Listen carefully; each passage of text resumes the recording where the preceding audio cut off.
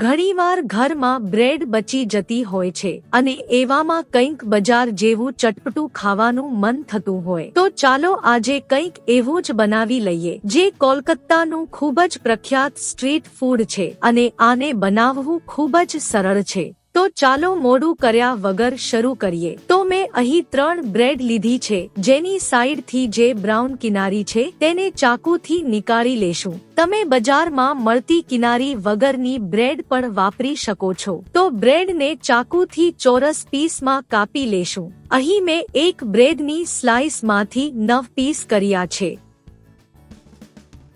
તો બ્રેડમાંથી ચોરસ પીસ તૈયાર છે તો તેને સાઈડમાં મૂકી તેના માટેનું ટોપિંગ્સ તૈયાર કરી લઈએ। તેના માટે મેં એક સમારેલું બાફેલું બટેટું લીધું છે, એક ઝીણું સમારેલું ટમાટર, એક ઝીણી સમારેલી ડુંગળી, અડધું સમારેલું શિમલા મિર્ચ, ઝીણા સમારેલા લીલા ધાણા, 2 ચમચી શેકેલી મગફળી, 2 ચમચી સેવ, અડધી ચમચી ચાટ મસાલો, અડધી ચમચી જેટલો મૂડી મસાલો, અડધા લીંબુનો રસ, 2 ચમચી આમલીની ચટણી અને 1 ચમચી લીલા ધાણાની ચટણી ઉમેરી બધાને મિક્સ કરી લેશું। તો બસ ટોપિંગ્સ તૈયાર થઈ ગયું છે। હવે બ્રેડના જે કટકા છે તેના પર લીલી ચટણી લગાવીશું।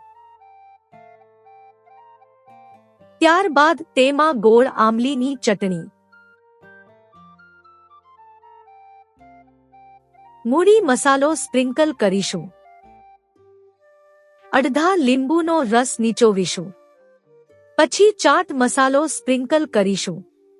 ત્યારબાદ આપણે જે ટોપિંગ તૈયાર કર્યું છે તે મૂકીશું। ઉપરથી ફરી લીલી ચટણી, આંબલીની ચટણી, ચાટ મસાલો, મૂડી મસાલો અને લીંબુનો રસ નીચોવીશું।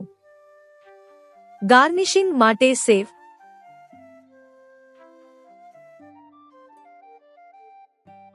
અને શેકેલા સિંગદાણા ઉમેરીશું। તો બસ તૈયાર છે એકદમ ટેસ્ટી ચટાકેદાર મસાલા બાઇટ્સ, જે ફક્ત 2 જ મિનિટમાં બની જાય છે અને તેનો સ્વાદ બિલકુલ બજાર જેવો લાગે છે। તો એકવાર ટ્રાય કરજો, તમને પણ મારી જેમ તેનો સ્વાદ ખૂબ જ ગમશે અને પછી કોમેન્ટમાં જણાવજો કેવી લાગી આ મસાલેદાર બાઇટ્સ। તો તમારા મિત્રો અને ફેમિલી સાથે શેર કરો, ખાસ કરીને જે લોકોને કોલકાતા સ્ટ્રીટ ફૂડ ગમે છે। ફરી મળીએ એક નવી મજેદાર રેસીપી સાથે।